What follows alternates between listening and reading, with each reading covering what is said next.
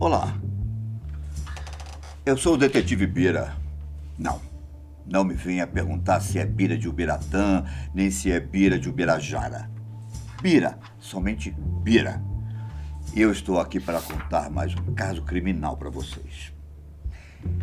Um dos grandes nomes do mundo do tráfico é Juan Carlos Ramírez Abadia, também conhecido como Chupeta. Juan Carlos tem uma história diferente dos outros grandes traficantes, pois a partir de cirurgias plásticas, ele conseguiu ter várias identidades diferentes. Eu, com tantos anos de experiência, nunca tinha visto nada parecido com esse caso. Até porque estávamos atrás de um homem de várias faces e um traficante que não sabíamos qual seria sua aparência na hora da prisão. Mas vamos direto ao assunto. Hoje vou contar para vocês o caso de Juan Carlos Abadia, o homem de várias faces.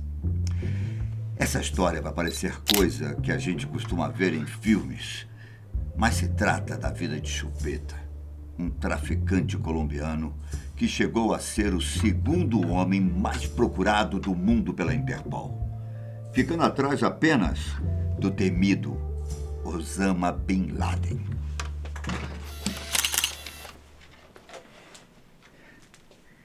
O mais engraçado é que Chupeta viveu um bom tempo aqui no Brasil, levando uma vida normal e vivendo como um cidadão comum, bem embaixo do nosso nariz. Para começar, vou explicar como ele entrou para o mundo do tráfico. Juan Carlos era um simples tratador de cavalos que morava na Colômbia. Ele nasceu no dia 16 de fevereiro de 1963, na cidade de Palmira, cidade do departamento do Vale do Cauca, cuja capital é a famosa Cali, cidade do cartel dominado pelos irmãos Rodrigues Orejuela. Juan Carlos vem de uma família de classe média e começou sendo tratador de cavalos de um dos chefões do cartel, que inclusive era rival de Pablo Escobar durante os anos de 1980 e 1990. No começo, Juan usou uma empresa da sua família para fazer lavagem de dinheiro para o cartel. Em pouco tempo, ele foi subindo de cargo, e acabou se tornando um dos jovens chefes da quadrilha. Juan se mostrou um excelente profissional do mundo do crime. E cada vez mais ele crescia no cartel. Nos anos de 1990, ele já tinha enviado cerca de 80 toneladas de cocaína para os Estados Unidos, tendo montado sua própria rede de distribuição de drogas. Nessa época, ele começava a entrar na mira dos agentes do FBI.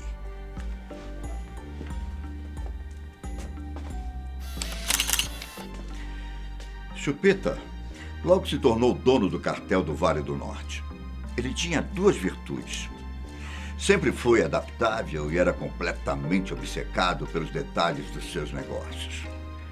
Quando as autoridades norte-americanas começaram a usar aviões com radar para localizar as drogas que iam para o México, Chupeta começou a utilizar barcos para transportar sua droga. Enquanto produzia cocaína nas profundezas da selva colombiana, ele frequentemente fiscalizava o controle de qualidade do seu produto, pois assim garantia a pureza necessária da cocaína. Mas como qualquer outro negócio, Juan Carlos também tinha seus problemas. Em 1990, por exemplo, Chupeta enviou um barco de pesca com 20 toneladas de cocaína para o Oceano Pacífico. Porém, por causa do erro do capitão, o barco acabou afundando e Juan Carlos perdeu 400 milhões de dólares em cocaína. Eu me lembro também que em 1996, depois de passar por muitos momentos críticos, ser processado pelo governo dos Estados Unidos e condenado à prisão perpétua, Juan Carlos resolveu se entregar para a polícia colombiana. Ele estava na lista dos chamados extraditáveis, os traficantes que a Colômbia decidiu mandar cumprir a pena em prisões norte-americanas. O medo de passar o resto da vida preso nos Estados Unidos mexeu com Chupeta. Ele então decidiu se entregar para as autoridades colombianas e fez um acordo: deixar o crime e cumprir sua pena de 24 anos de prisão em seu país. Dá mal para quem iria passar o resto da vida na cadeia dos Estados Unidos, não é? Então, mas como todos vocês sabem que em criminosos não se deve confiar, no caso de Chupeta não foi diferente. Mesmo estando preso na Colômbia, ele continuou comandando seu cartel. Só para você ter uma ideia do quanto Juan Carlos era esperto, ele se formou em economia enquanto estava preso na Colômbia. Ele também confessou que pagou milhões de dólares para funcionários colombianos corruptos, o que colaborou para que ele saísse da prisão 4 anos depois. Quando Chupeta deixou a cadeia, ele se deparou com uma verdadeira guerra que quase destruiu seu cartel. Havia uma nova organização liderada por Diego León Montoya Sánchez, conhecido popularmente como Dom Diego. O cartel estava dividido e os assassinatos começaram a acontecer.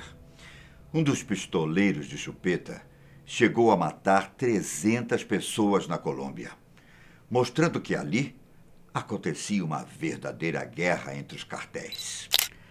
E mais uma vez, Chupeta conseguia se adaptar ao novo cenário da cena do crime. Tendo um acordo com El Chapo, o narcotraficante mexicano que comandava o cartel de Sinaloa, Chupeta fechou seu negócio de distribuição nos Estados Unidos com El Chapo. Continuaria as negociações. Não apenas contrabandeando a droga ilegalmente, mas também vendendo cocaína em Los Angeles, Chicago e Nova York. Quando os Estados Unidos pediram a extradição de Chupeta, mais uma vez no ano de 2004, ele resolveu sumir do mapa e acabou vindo morar aqui no Brasil. E é aí que eu entro na história. Durante as minhas investigações na cidade de São Paulo, eu descobri que Juan Carlos vivia como um respeitável cidadão italiano em um condomínio de luxo, usando o nome de Marcelo Javier Unzue. O traficante fez várias plásticas, mudando sempre a cor do cabelo, adotando bigode e barba, sempre que era possível. Mas antes de ir para São Paulo, Chupeta morou também no Rio Grande do Sul e em Curitiba. Enquanto estava em terras tupiniquins, Juan Carlos comandava a venda das drogas para os Estados Unidos e Europa. Toda a fortuna das vendas era levada dos Estados Unidos para o México e da Europa ficava na Espanha. Aqui no Brasil, Chupeta tinha cerca de 16 empresas que, na verdade, eram empresas de fachada para levar o dinheiro. Tudo parecia correr muito bem. Juan Carlos tinha uma vida tranquila no Brasil. Andava livremente pelas ruas brasileiras e continuava aumentando a sua fortuna. Mas mentira tem perna curta.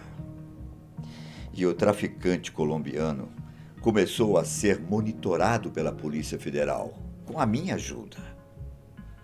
Por volta das 6 horas da manhã do dia 7 de agosto de 2007, a Operação Farrapos cumpriu 17 mandatos de prisão e outros 28 de busca e apreensão para organizações criminosas voltadas ao tráfico de drogas e lavagem de dinheiro. Nesse dia, o império de Chupeta caiu. Ele e sua mulher foram presos em casa e Juan Carlos foi indiciado pela justiça brasileira pelos crimes de tráfico de drogas e lavagem de dinheiro. Mesmo sendo descoberto, Juan Carlos era um criminoso muito cuidadoso. Ele era obcecado por sua segurança e, por isso, mantinha contato apenas com os colombianos que confiava.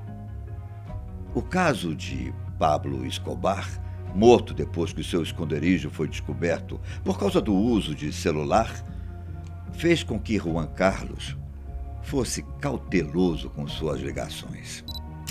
Isso acabou dificultando muito a minha investigação. No dia da sua prisão, a Polícia Federal encontrou cerca de 150 celulares na sua casa. Depois de usar os celulares, ele jogava os aparelhos fora para não deixar pistas. No quarto dia em que estava na prisão, Juan Carlos foi transferido para um presídio de segurança máxima de Campo Grande, no Mato Grosso.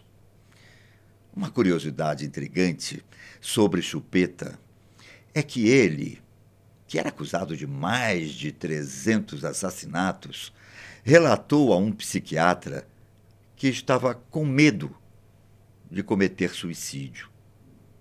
Segundo Chupeta, quando era criança, seu irmão mais velho costumava deixá-lo horas preso em um armário.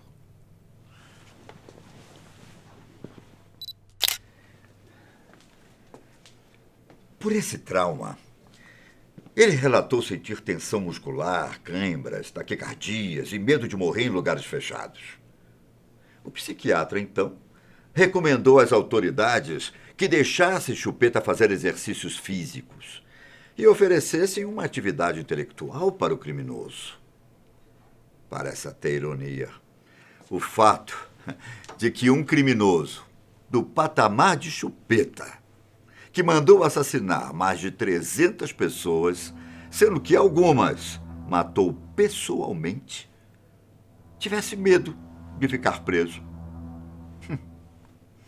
Bom, mas existe um acontecimento mais curioso ainda, envolvendo Chupeta, Fernandinho Beiramar e até o filho do ex-presidente Lula. Como Juan Carlos e Fernandinho Beiramar estavam presos na mesma prisão, em Campo Grande, eu descobri que eles começaram a se comunicar através dos advogados. Os dois começaram a fazer planos mirabolantes para tentar escapar da prisão. Minhas investigações indicaram que Juan Carlos e Fernandinho Beiramar tinham ligação com os assaltantes do Banco Central de Fortaleza e pretendiam sequestrar pessoas do Executivo e Judiciário. Depois, os criminosos iriam enviar essas pessoas para a FARC, as Forças Armadas Revolucionárias da Colômbia, e pedir que libertassem tanto Juan Carlos quanto Fernandinho Beiramar. Por essas, vocês não esperavam, não é?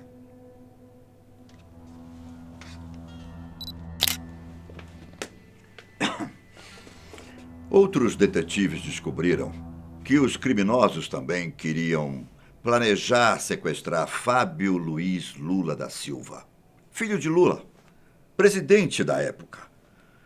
O presídio onde eles estavam até chegou a ser atacado por carros, motos e um helicóptero, mas não conseguiram fazer o resgate dos bandidos. Com os resultados da minha investigação e da descoberta dos planos de Juan Carlos, a justiça acelerou a sua extradição para os Estados Unidos. No dia 22 de agosto de 2008, Juan Carlos Ramírez Abadia finalmente foi extraditado. Nesse dia, eu tive a sensação de dever cumprido, já que o Chupeta agora estava sob a responsabilidade dos Estados Unidos. Vários bens de Chupeta foram leiloados, como uma lancha, um avião, imóveis em Angra dos Reis e Jurerê Internacional, e até obras de arte, muitas delas reproduções de obras de arte. A extradição de Chupeta para os Estados Unidos colocou fim nas atividades de um dos narcotraficantes mais poderosos de todo o mundo, que, inclusive, foi comparado a Pablo Escobar por muitas pessoas. Bom, por hoje é isso. Mas nos encontramos no próximo vídeo para contar mais um caso em que pude contribuir com as autoridades. Até mais.